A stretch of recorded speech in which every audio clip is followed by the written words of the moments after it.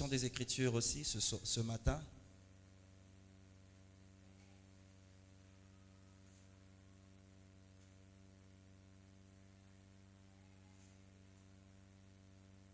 Je nous propose quelques portions des Écritures.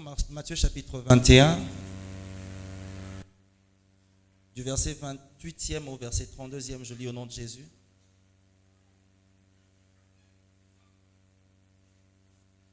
Que vous ensemble. Un homme avait 2 fils et s'adressa au premier, il dit, mon enfant, va travailler aujourd'hui dans ma vigne. Il répondit, je ne veux pas travailler. Ensuite, il se repentit et il alla. S'adressant à l'autre, il dit la même chose. Et ce fils répondit, je veux bien, Seigneur, et il n'alla pas. Lequel des 2 a fait la volonté du Père? Ils répondirent, le premier. Et Jésus leur dit, je vous le dis en vérité, les publicains et les prostituées vous dévanceront dans le royaume de Dieu. Car Jean est venu à vous dans la voie de la justice et vous n'avez pas cru en lui. Mais les publicains et les prostituées ont cru en lui. Et vous avez vu cela, vous ne vous êtes pas ensuite repentis pour croire en lui. Alléluia. D'ailleurs, dans ce verset, on comprend que celui qui reconnaît ses faiblesses vis-à-vis de l'amour de Dieu fait intervenir la repentance et obtient miséricorde. Jean chapitre 12, je lis du 1er au 3e verset.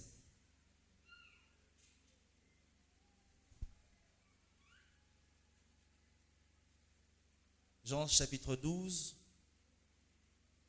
du verset 1er au 3e. 6 jours avant la Pâque, Jésus arriva à Béthanie, où était Lazare, qu'il avait ressuscité des morts. Là, on fit un souper, Marthe servait, et Lazare était un de ceux qui se trouvaient à table avec lui. Marie, ayant pris une livre d'un parfum de nard pur d'un grand prix, oignit les pieds de Jésus, et elle essuya les pieds avec ses cheveux. Et la maison fut remplie de l'odeur du parfum. Parole du Seigneur. Seigneur Dieu, nous te rendons des multiples actions de grâce ce matin. Nous tenons à te dire merci encore pour ce dimanche formidable, ce jour formidable, ces temps que tu nous accordes de demeurer dans ta présence. Je te dis merci parce que tu nous donnes l'éclat de la beauté de ta présence. Selon que David dit, je suis dans la joie lorsque l'on me dit, allons dans la maison de l'Éternel. Merci parce que tu nous fais savoir que nous ne nous sommes pas trompés d'adresse et qu'ici nous sommes venus devant le Dieu Tout-Puissant, Créateur du ciel et de la terre, celui qui par sa volonté a fait asseoir tout ce qui existe, visible et invisible. Merci parce que tu nous as fait savoir que nous sommes en sécurité en étant dans ta présence. Merci de prendre soin de nous. Merci encore, je viens encore te dire merci parce que tu as permis que nous fassions ce voyage de Kinshasa à ici. Merci de prendre soin de nos familles et bon, merci de nous accompagner dans l'œuvre. Cher Saint-Esprit, une fois de plus, nous avons besoin de toi. J'ai besoin de toi. Utilise ton serviteur afin de communiquer la pensée que toi seul tu veux communiquer à ton peuple. Ma prière, Seigneur, ce matin est que ta parole touche les cœurs. Comme l'a dit l'homme de Dieu, le cœur est cet organe qui pompe le sang afin que le corps prenne vie. Laisse que ta parole touche le cœur et que par le cœur puisse communiquer le sang, selon qu'il est écrit dans ta parole que dans le sang il y a la vie et que ta parole donne la vie à nos vies. Bénis ton peuple dans le nom puissant de Jésus, nous avons ainsi prié. Amen. Est-ce que quelqu'un peut acclamer le Seigneur? Bonjour à tous. Bonjour à tous. Lorsque je suis monté, j'ai dit au pasteur que je sois bref. Il dit, ah, pasteur, je dis donc, que je sois libre. Alors permettez-moi de prendre suffisamment mon temps. La prostitution, c'est le fait de ne pas considérer la valeur de la création que nous sommes pour offrir cette création valeureuse à d'autres personnes pour en gagner de l'argent.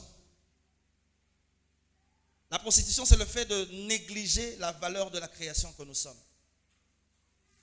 Lorsque l'apôtre Paul est en train d'expliquer combien nous avons de la valeur aux yeux de l'Éternel, l'apôtre nous faisait comprendre à quel prix le Seigneur nous regardait. Et c'est d'ailleurs de ça que nous avons parlé durant toute la semaine. Mais la prostitution, c'est le fait de négliger cette valeur et de l'offrir au plaisir des autres, juste pour avoir de l'argent. Deuxième définition, c'est un acte par lequel une personne consent habituellement à pratiquer des rapports sexuels à un nombre indéterminé de personnes moyennant une rémunération. C'est-à-dire que ce sont des personnes, les personnes qui font la prostitution encore, les prostituées sont des personnes qui n'ont pas le temps d'évaluer le nombre de personnes à qui ils offrent leur corps. N'évaluons pas le nombre de personnes. C'est-à-dire que c'est une personne qui donne son corps, qui livre son corps au plaisir des autres personnes, mais ne comptons pas combien de personnes sont en train d'abuser de ce corps-là.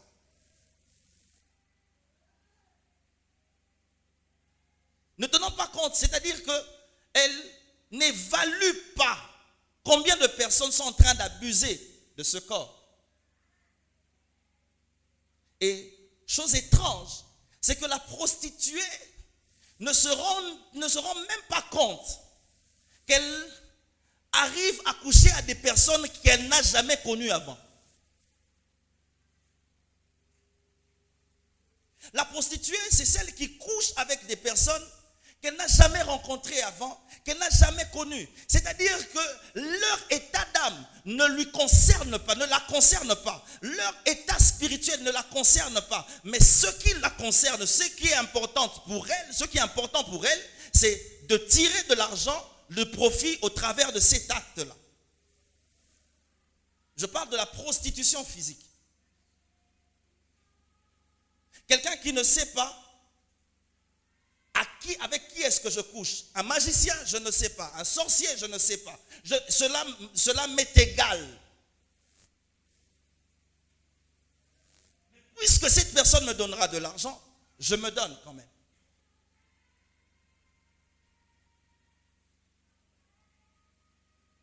La troisième définition, c'est une définition littéraire. C'est l'action de dégrader quelque chose que Dieu considère respectable. C'est-à-dire que lorsque Dieu t'a créé, il a trouvé assez respectable. La parole de Dieu est en train de dire que Dieu a fait de nos corps un temple, que nos corps sont le temple du Saint-Esprit. Alors qu'il y a des palais et il y a des châteaux, il y a des belles, des beaux, même lorsque David nous enseigne à louer, il dit, louez l'Éternel dans l'étendue où éclate sa puissance. C'est-à-dire que le corps qui est le temple du Saint-Esprit devient l'étendue où doit éclater la puissance de Dieu.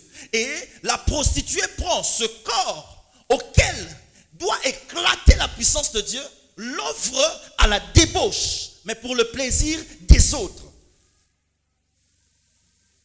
Suis-je en train de parler à quelqu'un?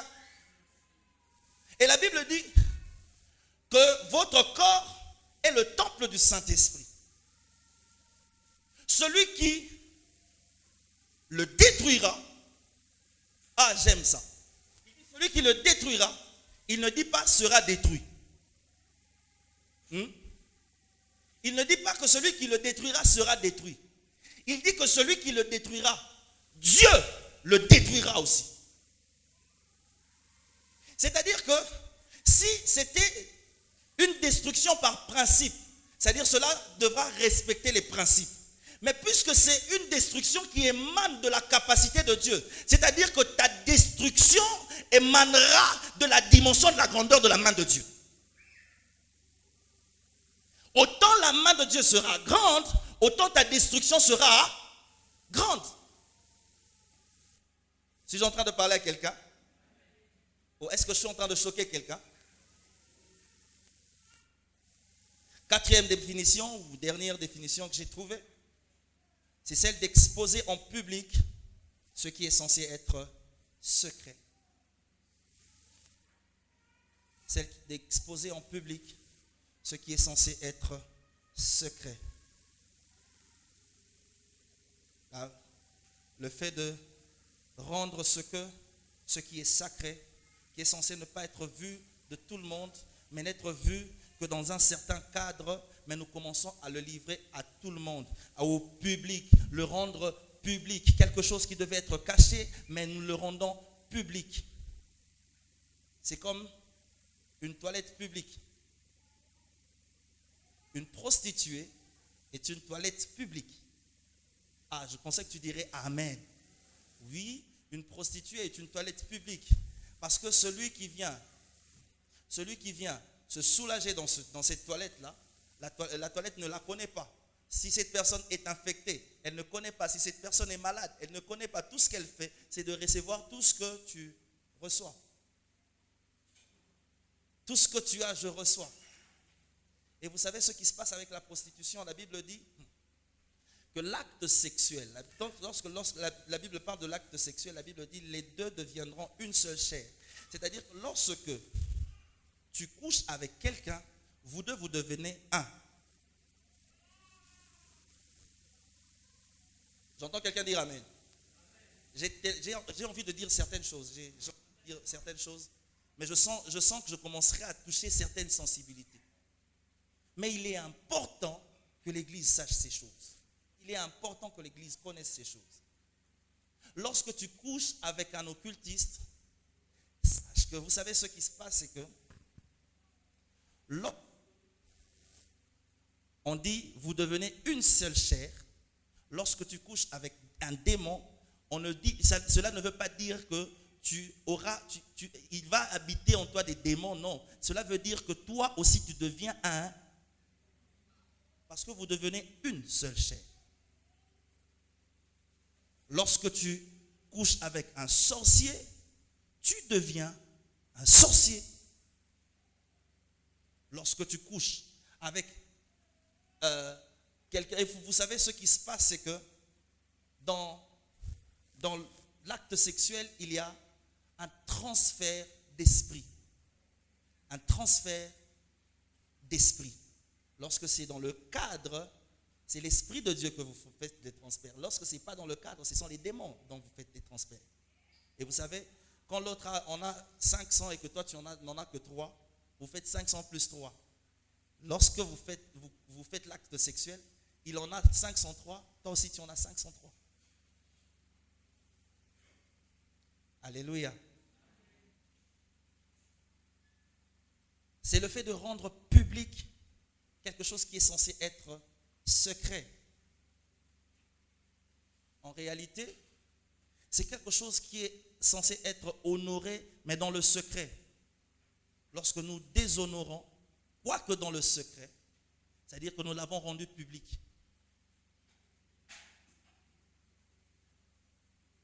Il y a des prostituées qui rendent public leur prostitution. Vous savez, celui qui, j'avais même dit ça le vendredi, celui qui vend les véhicules sont sa marchandise. Celui qui vend les bananes sont sa marchandise. Celui qui vend les bitoyos sont sa marchandise. Et la prostituée, lorsqu'elle se tient, parce que la prostituée se tient devant la vitrine, mais n'ayant pas la marchandise, parce qu'en réalité, la marchandise, c'est elle. C'est elle la marchandise. Parce qu'en réalité, la prostituée est en train Elle est en train de rendre publique la marchandise. Elle expose la marchandise. Elle expose ce qu'elle vend. Elle est en train d'exposer parce qu'elle attend des gens vendre. Vous savez ce qui m'étonne? C'est qu'il y ait des personnes, qu'il y ait des sœurs qui exposent la marchandise sans être vendues.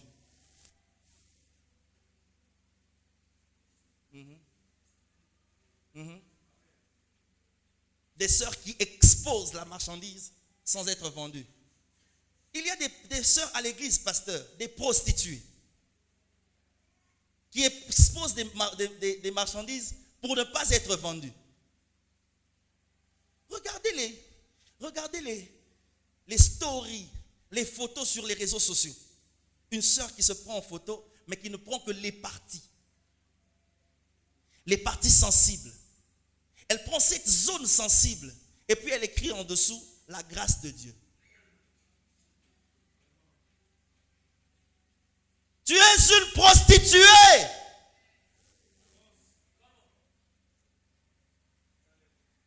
Tu exposes.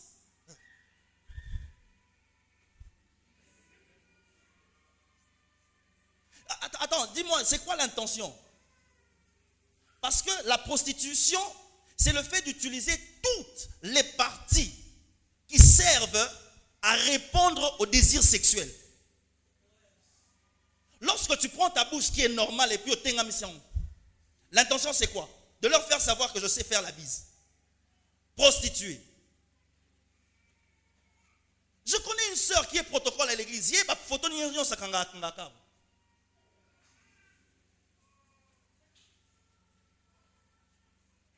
Prostituées. Des prostituées à l'église. Ça, je l'appelle la prostitution technologique. Il y a même des frères qui sont prostitués. Il y a des frères qui sont prostitués. Des frères qui sont prostitués. Frères prostitués. Frère, tu te fais sexy dans les réseaux sociaux. Tu te fais sexy. Vers moi, champagne. C'est quoi l'intention? C'est quoi l'idée? Prostituée, mais à l'église. Mais il y a une dimension de prostitution que les frères ont atteint, qui m'exaspère. Nous sommes arrivés au niveau de l'abomination. Aujourd'hui, l'église, dans les entreprises, dans les banques, ça se fait aujourd'hui. Frère, c'était des péchés des blancs. Comment nous avons pu acquérir le péché de l'homosexualité? Un frère qui accepte qu'un autre frère puisse coucher avec lui. Un frère. Frère. Un bêta frère Mbata. Je ne savais pas que c'était Brazzavillois. C'est-à-dire quelqu'un de l'autre rive.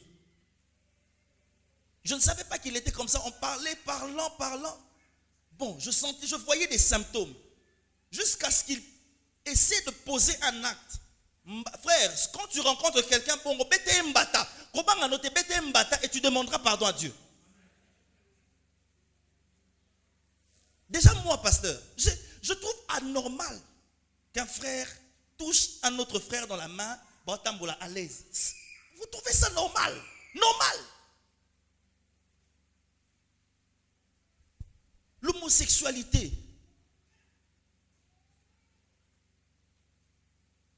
Dans un point, on a ce qui est choqué. Au sein de paquet de carburant, na tuyau d'échappement. Ceux qui ont compris comprennent.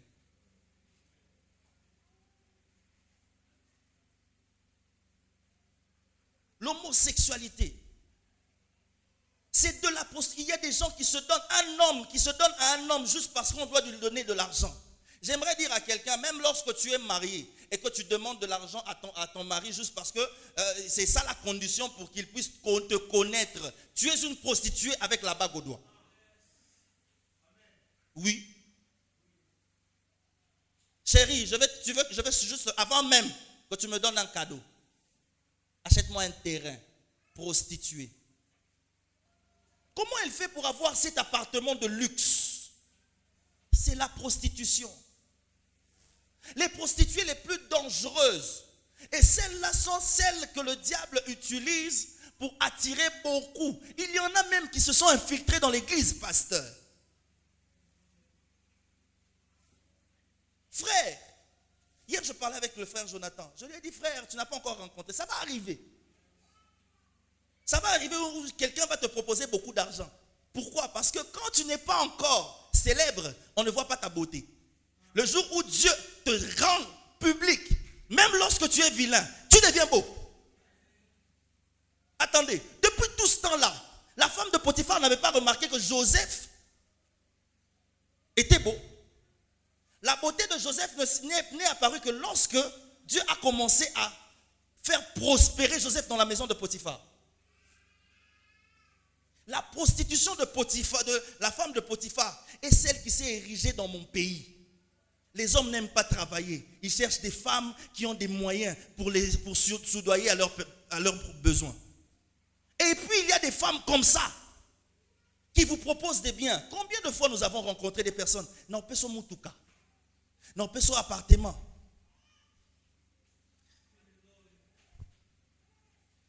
En 2005, il y a une dame qui me disait, écoute,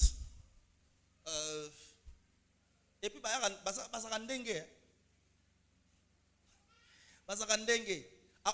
elle voudra te faire croire que ça, c'est un moyen par lequel Dieu s'est choisi de te bénir. Dieu m'a envoyé vers toi. Je dois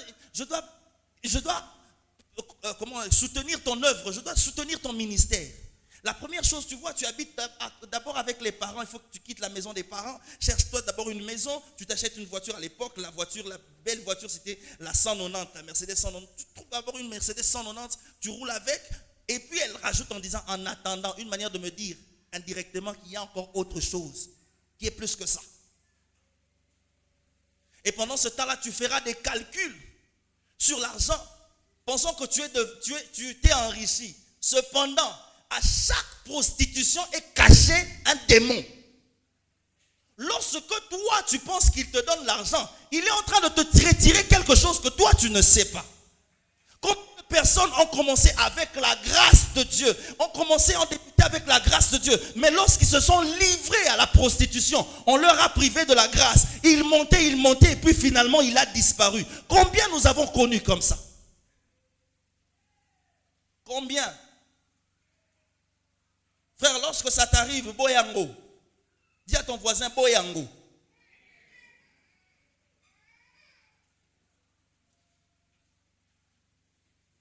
Cependant, ces prostituées sont comme des gagneuses d'âme. Oui, la prostituée est une gagneuse d'âme. Parce qu'elles ont le sens de l'évangélisation. Le problème, c'est qu'eux n'ont pas de Bible, elles ont des préservatifs. Elles te prêchent. Quand toi tu dis Amen, c'est-à-dire que tu viens. Le problème, c'est qu'elles gagnent des âmes pour le malin, pour le diable. Mais la différence est que Jésus aime ces personnes-là. Oui. C'est ça le thème. Jésus, l'amoureux des prostituées. Pourquoi cette personne-là? Parce qu'il sait que si je gagne cette personne avec l'art de l'évangélisation, gagner une prostituée, c'est gagner la Samarie.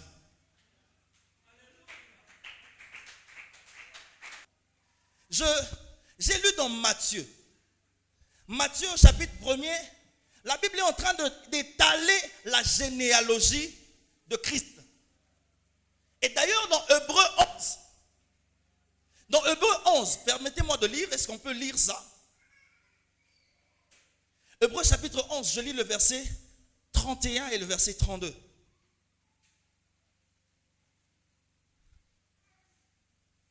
Il dit, c'est par la foi que Rahab, la prostituée, c'est par la foi que Rahab, la prostituée, ne périt pas avec les rebelles parce qu'elle avait reçu les espions avec bienveillance. Oh, c'est maintenant là que je commence maintenant à me réveiller. C'est maintenant là que je commence à vibrer. Je sens qu'il y a quelque chose maintenant qui commence à me faire brûler les pieds. Il dit dans le verset 32, « Et que dirais-je encore? Car le temps me manquerait pour parler de Gédéon, de Barak, de Samson, de Jephthé, de David, de Samuel et des prophètes. » Il y a quelque chose qui se passe et qui me dérange. Attends. L'auteur est en train de dire que le temps me manque. Je n'ai pas le temps de parler de David. Non, je n'ai pas ce temps-là. Le temps va me manquer de parler de David. Le temps va me manquer de parler de Salomon. Non, je n'aurai pas ce temps-là. Je n'aurai pas le temps de parler de Barak. Je n'aurai pas le temps de parler de Jephthé. Non, je n'aurai pas le temps. Je n'aurai pas le temps de parler de Samson. Je n'aurai pas le temps de parler de Gédéon. Mais ce qui est bizarre, c'est que le temps ne lui a pas manqué de parler de Rahab, la prostituée. Non, tu as manqué le temps de parler de ce grand David, de ce grand Samson. Mais le temps ne t'a pas manqué de parler de Rahab, la prostituée. Et vous savez ce qui est encore bizarre, c'est quoi? C'est que Rahab, on n'a pas arrêté de l'appeler la prostituée. C'est-à-dire que Rahab, c'était la prostituée. Les autres font la prostitution. Mais Rahab, c'est la prostituée. C'est-à-dire que lorsqu'on veut définir la prostitution, on appelle Rahab. Elle était l'incarnation de la prostitution elle-même, parce qu'elle, c'est la prostituée. Je peux avancer, je peux parler maintenant. Écoutez, il y a un jour où on a ramené, une prostituée est venue et a cassé du parfum sur les pieds de Jésus. Pendant qu'elle cassait le parfum sur les pieds de Jésus, il y a des personnes à côté qui disent, mais si ce monsieur était saint, il aurait su que cette femme est une prostituée, c'est une pécheresse. Comment il lui laisse les pieds facilement comme ça? Écoutez, on a rapporté une femme en flagrant délit d'adultère et tout le monde voulait lapider. Ils disent, la loi de Moïse dit qu'on lapide ces genres de personnes. Oh, je pense que Jésus aussi avait envie de lapider cette personne-là. Jésus aussi avait envie de lapider cette personne-là. Mais si Jésus lapide cette personne, que dira-t-il de sa grand-mère Bathsheba, qui a aussi été adultère, mais de profession? Suis-je en train de parler à quelqu'un? Écoutez-moi. Rahab a usé d'hospitalité. En réalité, ce que Dieu attend d'une prostituée, c'est cette hospitalité en sa faveur. Lorsqu'elle a usé d'hospitalité, la Bible dit, écoutez, à chaque fois que Jésus allait à... J'ai envie de dire des choses. À chaque fois que Jésus allait à Jéricho, il se rappelait de cette femme-là. Il se rappelait de cette histoire. Écoutez-moi, lorsqu'on dit c'est par la foi que Rahab, en réalité, Rahab est destinée pour être l'ancêtre de Jésus. Nabandeli. Rahab a été destinée pour être l'ancêtre de Jésus. Parce que la Bible dit, ceux qu'il a connus d'avance, la Bible dit ceux qu'il a connus d'avance, il les a aussi prédestinés. C'est-à-dire que Rahab avait déjà été connue d'avance. Elle avait déjà été connue d'avance dans l'éternité. L'éternité avait décidé que c'est elle, par elle. Et lorsqu'on est en train de parler de la généalogie, ils ne se sont pas empêchés de parler de Rahab, la prostituée, alors qu'on parlait de la généalogie de Jésus. J'aimerais te dire quelque chose. Jésus, en étant dans cette famille-là, il a piégé son père. En d'autres termes,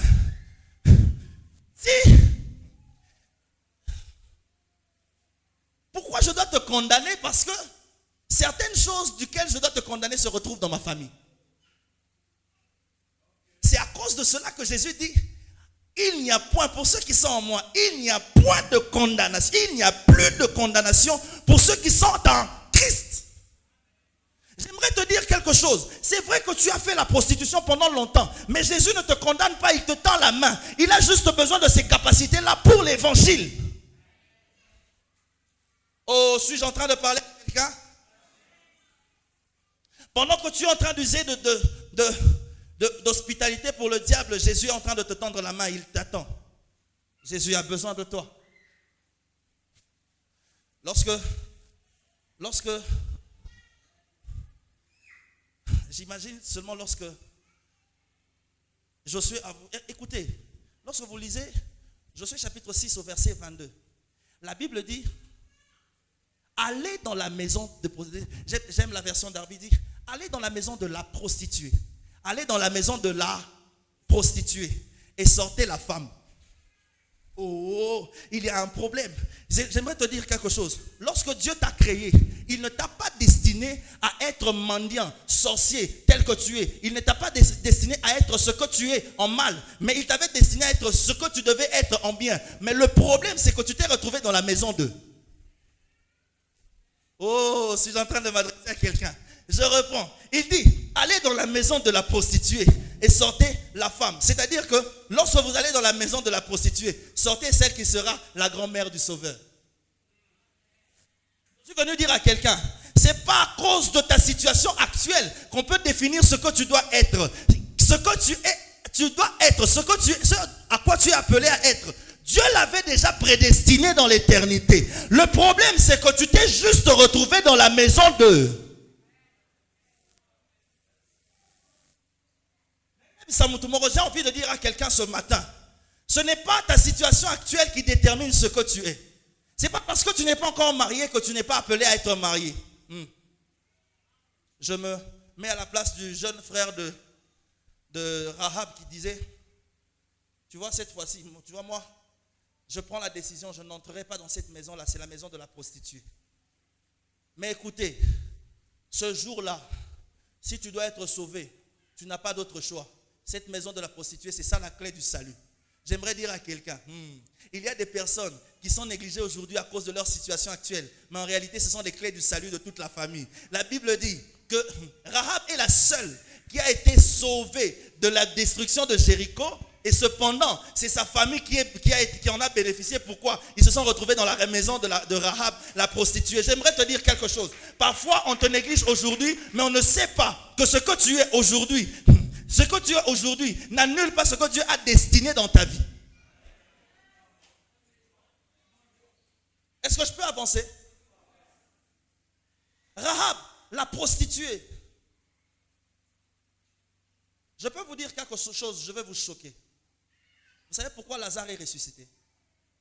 C'est à cause d'une prostituée. Lazare est ressuscité à cause d'une prostituée.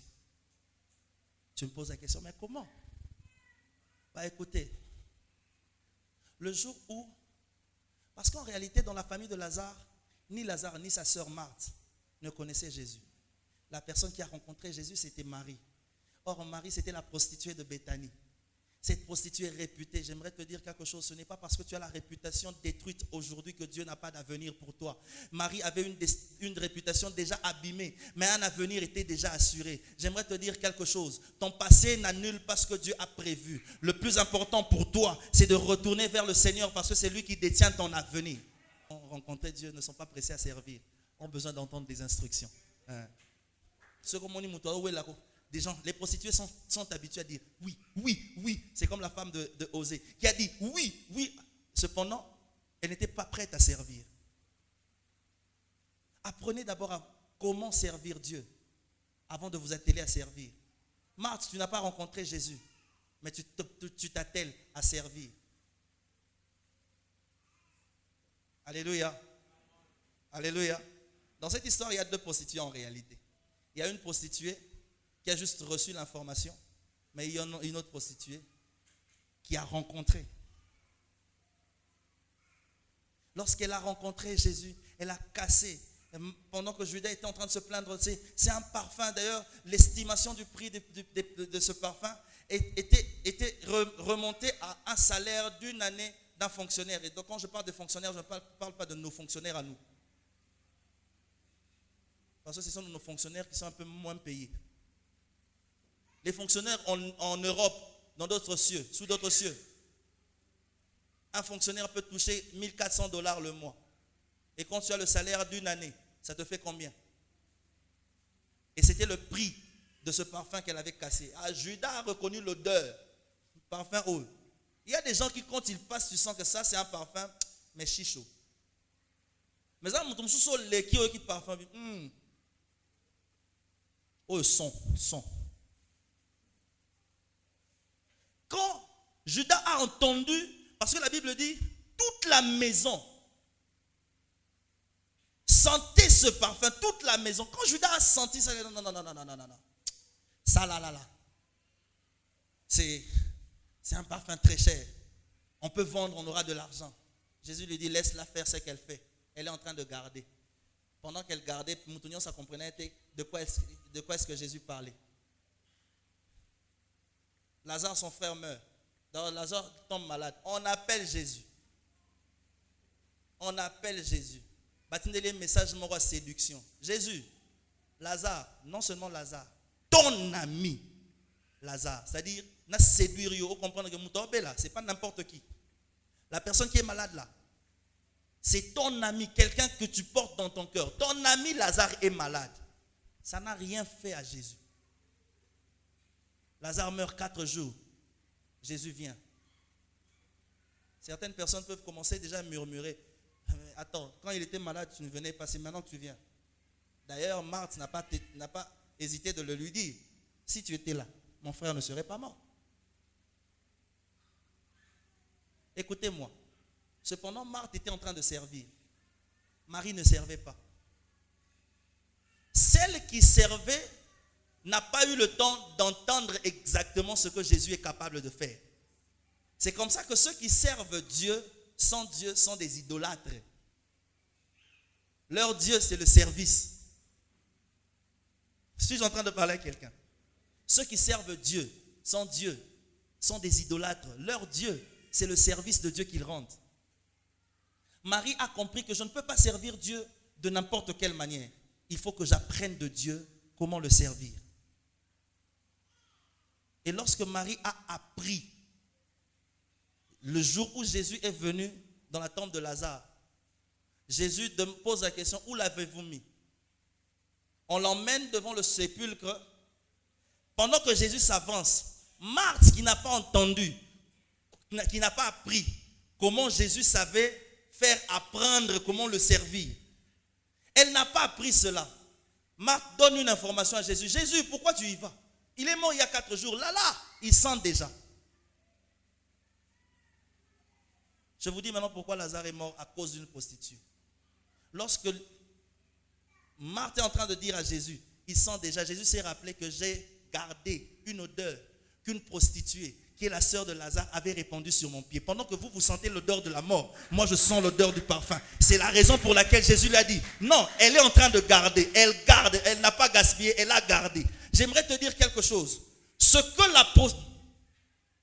Une prostituée qui prend la conscience de ce que Dieu est pour lui, est capable de faire des choses que les autres ne peuvent pas faire. Alors que nous sommes tous venus, la servante, celle qui sert, qui a la réputation de servir, a parlé à Jésus, rien n'a changé. Mais lorsque la prostituée a parlé à Jésus, Lazare est ressuscité. Frères et sœurs, nous sommes arrivés à un temps où nos capacités ne doivent pas seulement servir à attirer les gens vers nous. Lorsqu'Élie veut opérer le miracle de faire descendre le feu du ciel, il fait une prière en disant que l'on sache que tu es Dieu en Israël. Il ajoute quelque chose, et que c'est toi qui ramènes leur cœur. Il ramène le cœur vers qui? Pas vers nous, mais pas vers Jésus. Combien de fois toi tu publies, tu exposes ton corps pour amener les gens vers toi au lieu de les amener vers Jésus? L'heure est arrivée où nous allons utiliser nos capacités, pas pour attirer les gens vers nous, mais pour attirer les gens vers Jésus. Jésus aime la prostituée parce que la prostituée a l'art de l'évangélisation. Il est grand temps que nous devenons tous des évangélisateurs. Le monde est en train de mourir. Nous passons de temps à chanter à l'église. Cependant, nous avons la capacité de les attirer vers Jésus. Qu'est-ce que nous faisons? Au lieu d'être des évangélistes, nous devenons des prostituées à l'église.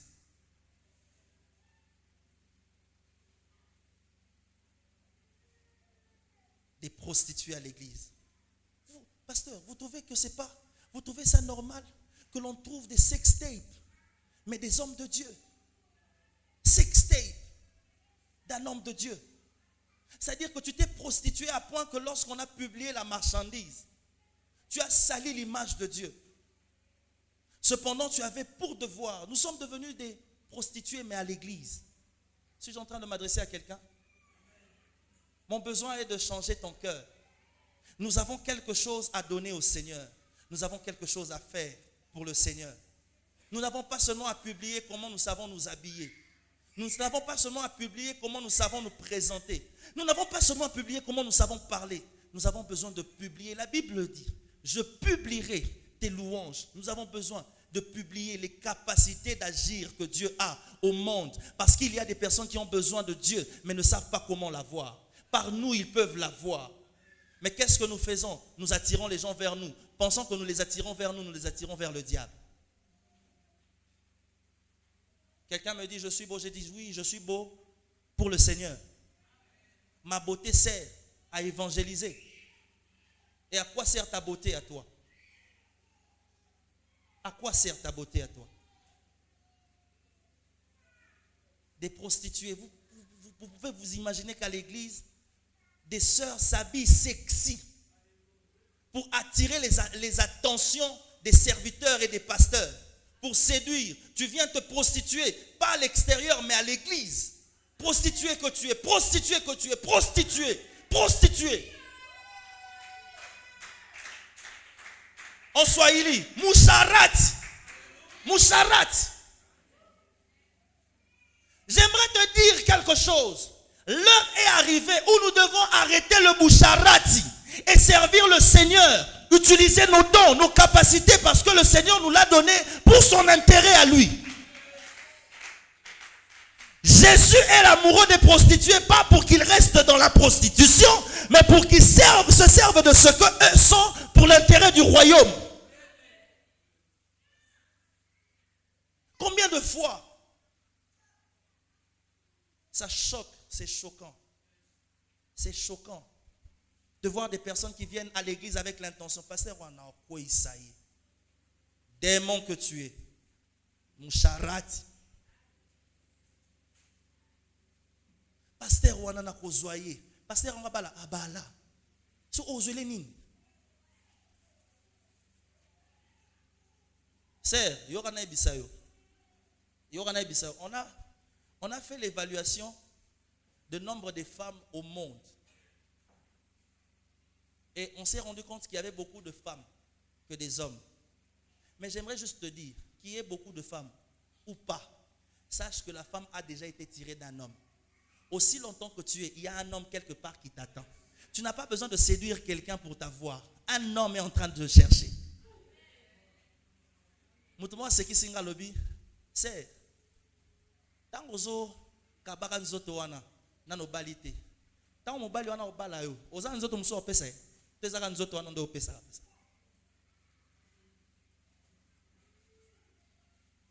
Alléluia. Non, je ne suis pas venu condamner quelqu'un. Je suis juste venu te faire savoir ce que nous faisons dans l'ignorance. Nous étions en train de nous prostituer. Nous nous prostituons à l'église. Quand tu prends tes photos et que tu publies, pose-toi la question, tu publies pourquoi? Pour que l'on voie comment tu es beau, comment tu es habillé, tu es en train de te prostituer. Lorsque l'on te voit, quel est le message que tu véhicules? Quel est le message que tu véhicules? J'aimerais te dire quelque chose. Chaque fois, chaque mouvement, chaque être, chaque geste que nous posons est un message que nous transmettons à certaines personnes d'une manière ou d'une autre. Lorsque je ris, aux éclats, il y a un message que je transmets. Tu ne t'es jamais posé des questions, pourquoi quelqu'un n'aime pas t'approcher alors que aïe bioté. Quelqu'un te traite d'orgueilleux alors que bon message là t'es. Pourquoi il te traite ainsi? Parce que tu lui as transmis un message par tes attitudes. Or, ce que Dieu nous a donné doit transmettre un message de l'évangile à ceux qui n'ont pas cru. Frère, vous trouvez normal que quelqu'un dise à un serviteur, si seulement c'est lui qui est serviteur, qui est pasteur, alors je ne vais plus prier. Vous imaginez qu'un homme, un musicien profane dit, si ce pasteur-là ira au ciel, alors nous tous nous irons au ciel. À cause du fait que même les païens à qui nous devions attirer vers Jésus, ne savent plus différencier qui nous sommes par rapport au monde. Ce que eux font, nous aussi nous faisons.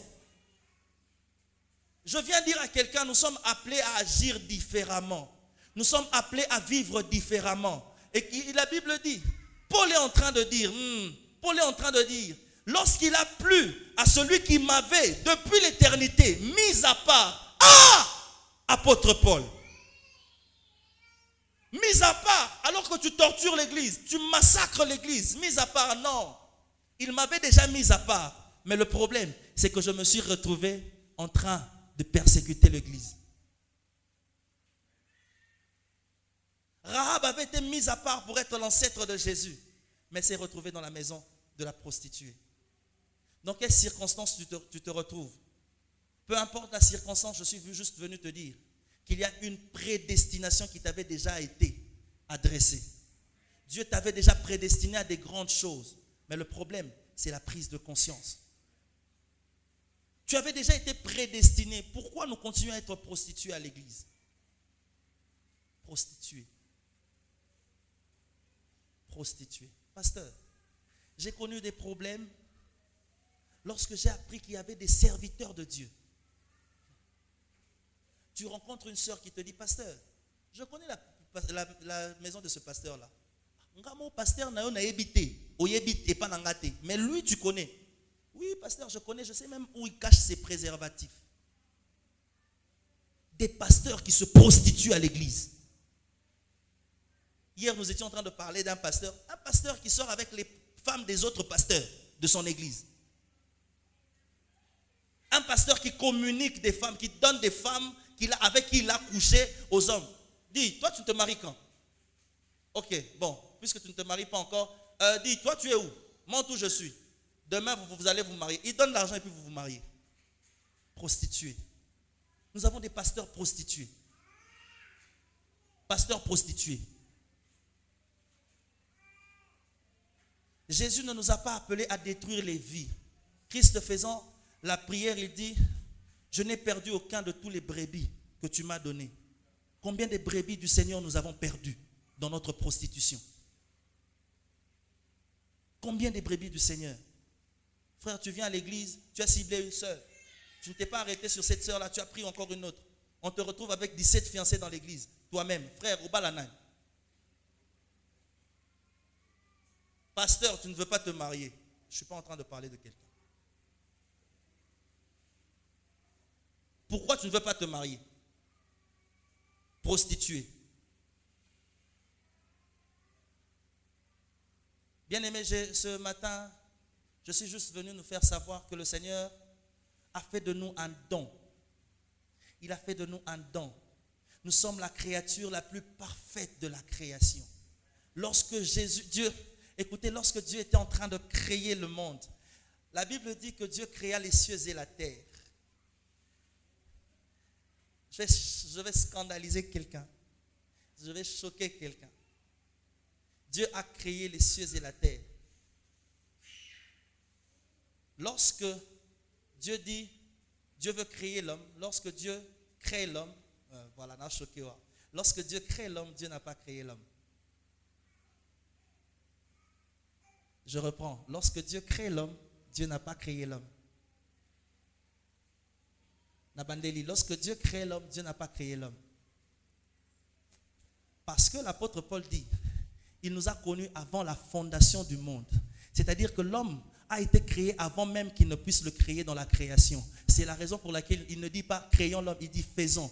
Parce qu'on crée ce qui n'a jamais existé, mais on fait ce qui existe déjà. Dieu avait déjà créé l'homme. C'est la raison pour laquelle, alors qu'il disait que la terre produise, c'est-à-dire s'il faut que les arbres soient créés, c'est la terre qui va produire. S'il faut que les poissons soient créés, ce sont les eaux qui les produisent. Mais le jour où il devait créer l'homme, il se parlait à lui-même. En d'autres termes, il disait, créons-nous nous-mêmes sur la terre.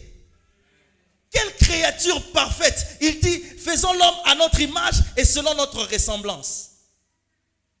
Et vous savez, quand on parle de l'image et de la ressemblance, je suis en train de parler de la merveilleuse création que tu es. Je suis en train de parler de la merveilleuse créature que tu es. Il dit, faisons l'homme à notre image et selon notre ressemblance. Quand on réfléchit sur l'image et la ressemblance, parfois on peut penser que ce sont les mêmes choses. Mais j'aimerais te dire que l'image et la ressemblance sont deux choses différentes. J'ouvre une parenthèse, mais ça sera une parenthèse très longue pour te faire savoir qui tu es en réalité. Alors il dit, faisons l'homme à notre image. C'est quoi l'image selon toi? C'est quoi l'image? J'aimerais te dire quelque chose. Lorsque tu regardes ton miroir, qu'est-ce que tu vois? Celui qui est dans le miroir, c'est qui? C'est ton image, n'est-ce pas? N'est-ce pas? Celui qui est dans ton miroir, c'est ton image. C'est-à-dire que lorsque Dieu dit faisons l'homme à notre image, c'est-à-dire que à chaque fois que Dieu se regarde dans le miroir, c'est toi qu'il voit. Je reprends. À chaque fois que Dieu se regarde sur le miroir, c'est toi qu'il est en train de voir. Parce que tu es l'image de Dieu. Faisons l'homme à notre image et selon notre ressemblance. Et vous savez ce qui se passe avec l'image, c'est que Dieu était en train de créer Dieu sur terre en faisant ceci. Vous savez, il vous est déjà arrivé de regarder le miroir. Il vous est déjà arrivé de regarder le miroir, observer quelque chose. Tout le mouvement que tu fais, c'est le mouvement que produit l'image. En d'autres termes, tu es censé ne bouger que si Dieu a bougé. Tu es censé ne bouger que si Dieu a bougé. Parce que lorsque Dieu se regarde dans le miroir, c'est toi qu'il est en train de voir. Ce qui se passe avec nous, c'est que tu verras un prophète prophétiser, donner une prophétie qui n'est pas vraie, selon ses sentiments, comme on a vu avec l'apôtre Pierre hier. Un prophète qui te donne une prophétie qui n'est pas de Dieu, mais c'était sa demande à lui.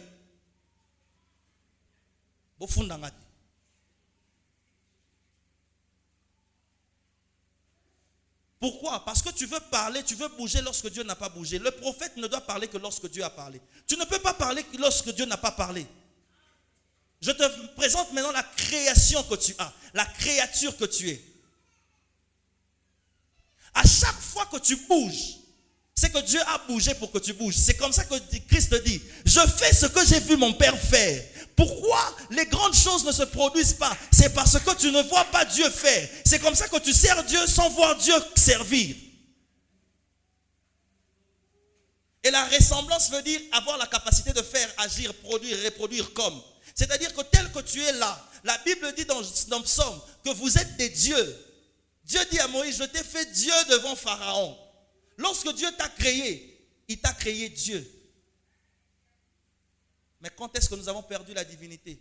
Lorsque nous nous sommes prostitués. Vous imaginez? La femme mange du fruit et fait manger à l'homme. Après cela, Dieu, parce que lorsque Dieu dit, faisons l'homme à notre image, selon la première chose que Dieu avait fait, c'est de faire ce que lui est. C'est comme ça que notre frère Job nous explique mieux. Il dit, en réalité, dans l'homme, c'est l'esprit. Pourquoi? Parce que lorsque Dieu crée, il commence d'abord par créer ce qu'il est. Il crée l'esprit. Ce que l'homme est, c'est l'esprit. Et c'est dans l'esprit que Dieu avait caché sa divinité. Parce que l'esprit est le seul côté qui ressemble à Dieu. C'est la raison pour laquelle il dit que les vrais adorateurs adoreront le Père. Pourquoi? Pas d'abord en esprit. Pourquoi en esprit? Parce que Dieu qu'on adore est d'abord esprit. C'est-à-dire qu'on n'adorera pas Dieu, on adorera le Père. Pourquoi il parle du Père? C'est parce que lorsque tu es esprit, tu ressembles à ton Père.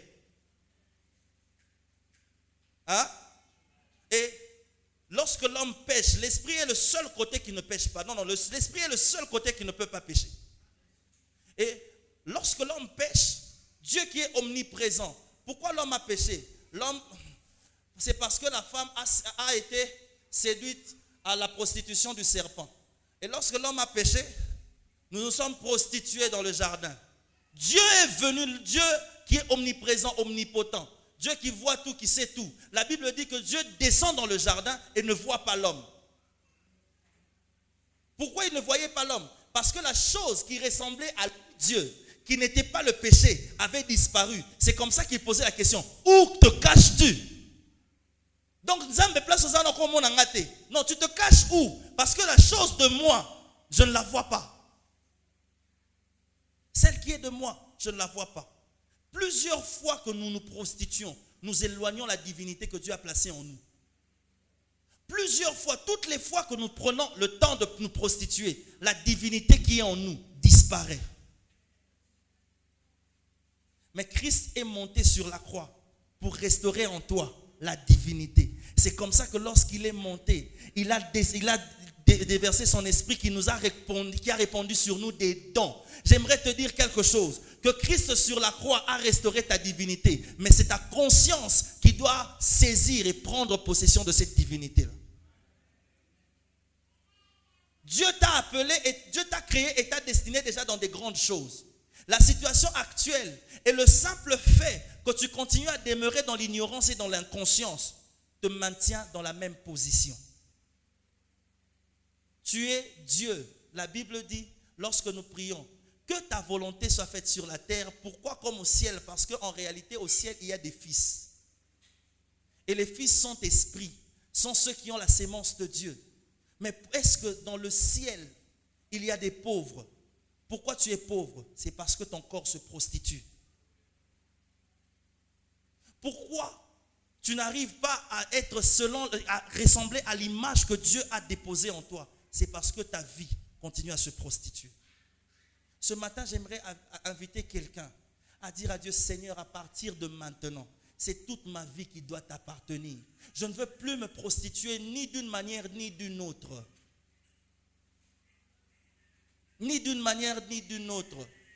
La prostitution de l'église est une prostitution sale, qui n'a pas de rémunération, qui n'a pas de prix, qui n'a pas. L'élo est sous-bongoté. Je suis né à la période où la femme n'arrivait pas à regarder un homme qui n'est pas son homme pendant longtemps. L'élo a talinganga pe na tali. Je suis né à la période, j'ai cru au Seigneur, j'ai reçu le Seigneur à la période où la sanctification n'était pas parce que nous voulons être bénis, mais c'est parce que nous ne voulons pas manquer au ciel.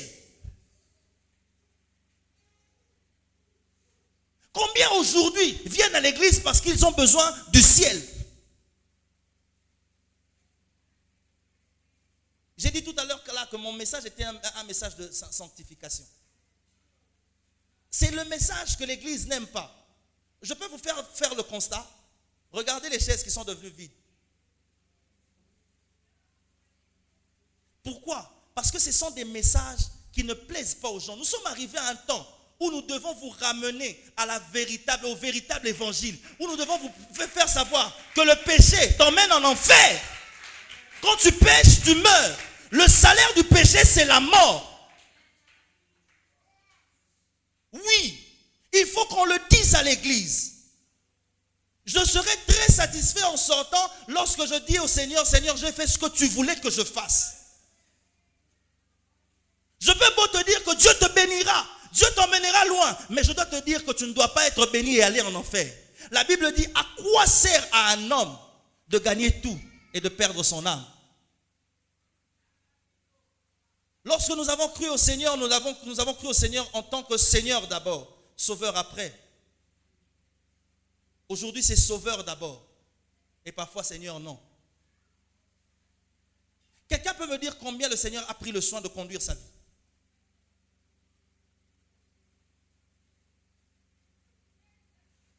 Combien de fois tes décisions n'ont pas émané de tes propres pensées, mais des décisions qui étaient émanées de la volonté de Dieu? Combien de fois? Frère, tu es directeur dans une entreprise. Tu voles dans cette entreprise. Et tu penses qu'en volant dans cette entreprise, tu iras au ciel, tu iras en enfer. Il faudra que l'on sache que si nous sommes dans l'église, ce n'est pas pour être bénis, c'est pour gagner le royaume des cieux. La Bible dit recherchez premièrement, pas la bénédiction. Recherchez premièrement, pas l'élévation. Recherchez premièrement le royaume des cieux. Recherchez premièrement le royaume des cieux. Nous devons d'abord nous soucier du fait que nous devons être sauvés et acquérir le salut. Maintenir le salut. J'aimerais même te dire quelque chose. Dieu ne bénit pas, bénissez-la, bénissez-la. Non, Dieu ne bénit pas, bénissez-la, bénissez-la. Dieu ne bénit pas quelqu'un qui demeure dans le péché. Il ne te bénira pas. J'aimerais te dire quelque chose. Si tu continues à être prostitué, Dieu ne te bénira pas. Si tu continues à te prostituer, Dieu ne va pas te bénir. N'attends pas être béni. Change ta vie. Change ta vie. Vous allez vous rendre compte qu'il y a des païens qui sont chrétiens. Je reprends. Des païens qui sont chrétiens. C'est-à-dire que tu es à l'église. C'est à cause du fait que tu sois à l'église qu'on t'appelle chrétien. Mais lorsque tu sors des 4 murs de l'église, le pasteur ne me voit pas. Les fidèles de Dieu ne me voient pas. Tout ce que tu feras ne concerne pas Dieu. Nous ne vivons pas notre sainteté pour le pasteur. Nous ne vivons pas notre vie pure, notre chrétienté pour les pasteurs, ni pour l'église. Nous vivons notre chrétienté pour le royaume des cieux. J'aimerais dire à quelqu'un, il serait heureux, nous serons tous heureux de nous retrouver dans les airs parce que Jésus revient bientôt n'est pas un slogan. Jésus revient bientôt est une promesse et qui finira par venir. Tu vas me dire que Jésus revient bientôt, nous l'avons attendu pendant que nous sommes nés. C'est pas parce que tu n'as pas vu que Jésus ne revient pas bientôt. Le bientôt de Jésus reste bientôt. Nous continuons à nous prostituer. Comment c'est devenu normal que les gens commencent à aimer avoir la gloire du monde et oublier le royaume des cieux? Vous savez, lorsque nous avons cru au Seigneur, même les chansons que nous chantons, ne voyez que le ciel.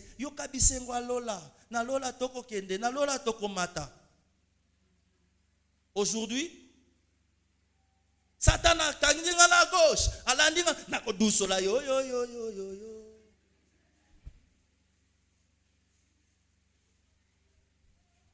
Aujourd'hui, nous n'avons que ça. J'aimerais te dire quelque chose. Il dit, recherchez premièrement le royaume des cieux et le reste. Lorsqu'il parle des restes, c'est-à-dire que la bénédiction, c'est le reste. L'élévation, c'est le reste. Les voitures, les avions, les voyages et tout, c'est le reste. Le plus important, c'est le royaume. Es-tu déjà allé acheter du nguba? Comment on appelle les kalanga? Le kalanga. Quand on sert le kalanga, on finit de servir le pot du kalanga et puis on te donne les matabis, n'est-ce pas? Comment on appelle les matabis en swahili? Matabishi. D'accord. Est-ce que tu peux aller chez une vendeuse du kalanga, lui dire, vends-moi les matabishi, laisse le copo? Je reprends. Est-ce que tu peux lui dire, vends-moi seulement les matabishi, garde les copos? C'est ce qui se passe aujourd'hui. On a oublié ce qui est important, le salut. Comment maintenir son salut. Nous sommes en train de suivre ce qui va périr. Combien de personnes sont mortes avec leur richesse et ont laissé leur richesse? Il y a même des personnes qui étaient riches et quand ils sont morts, ils ont laissé leur famille pauvre. Mais le Jésus qui te sauve ne laissera ni ta femme. La Bible dit, crois au Seigneur Jésus et tu seras sauvé, toi et ta postérité. J'invite l'église à se lever. Je sais que ce message t'a peut-être choqué, mais je pense que ce message, c'est celle qui va communiquer la vie dans ta vie. Tu as besoin d'être sauvé. Tu n'as pas besoin de recevoir toujours les messages de bénédiction. Et j'aimerais même te dire quelque chose. Et surtout quand nous avons l'habitude de dire, tu iras au Kopambolama. Bon, depuis tout ce temps-là, pourquoi tu n'es toujours pas béni? C'est parce qu'en réalité, on te donne les matabis. Or, les matabis, c'est silaka. Tu dois prendre l'essentiel. L'essentiel, c'est la vie que Jésus est en train de te communiquer. Dieu te communique sa vie, pas pour que ton corps puisse se prostituer. L'apôtre dit, si je vis, ce n'est plus moi qui vis, c'est Christ qui vit en moi. Est-ce que tu peux dire ça aujourd'hui, que ce n'est plus moi qui vis? Est-ce que ta marche peut dire que ça, c'est pas moi, ça, c'est Jésus? Est-ce que ta conduite peut dire que ça, c'est pas moi, ça, c'est Jésus?